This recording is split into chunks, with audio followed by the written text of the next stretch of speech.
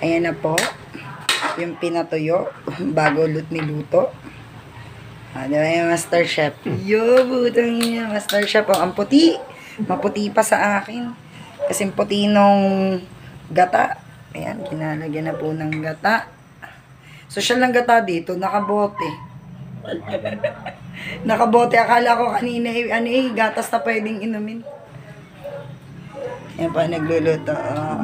Our cook for today, si Jerry mo. Kasi hindi ko siya Jericho, kaya Jerry mo. Jerry niya. Jerry niya. Jerry ni Sen. Oh. Diba? Oh, diba? Putang ina siya, rep. Amoy pa lang ang bango na eh. Tapos lalagyan ng sapsap. Ba't naman sapsap? Ay, may dilis.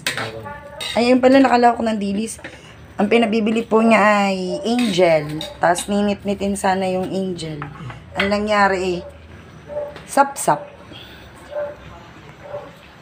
Ang bilis kumulo na. Yan. Mamaya sesentensya na yan. Bango eh. Amoy gabi. Sarap-sarap.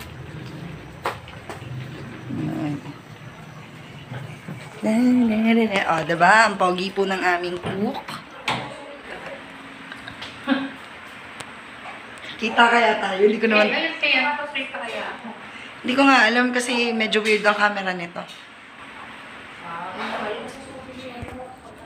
Wala naman din eh. Asan si Daryl? Labas, siguro. Wow, ang sarap ng buhay. Ang aming mga sinampay, kailangan ng isilong. Hi, Miss. Hi, Gerald. Ito po yung boss manager namin dito. Boss! Bossing. Sarap ng buhay. Nakabuka ka. Boss, ano po yung masasabi niyo? Wala naman. Wala naman daw eh. Wala naman. Yan.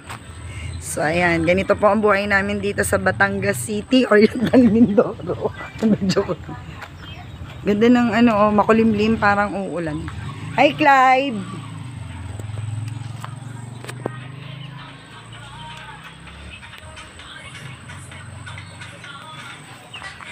Nag-tiktok. Boss, okay ka lang, boss? Gusto mong paypay? Paypayan kita, boss? Pogi lang, boss. Bye na nga mo. Bye, guys. May chicks na dumaan yun.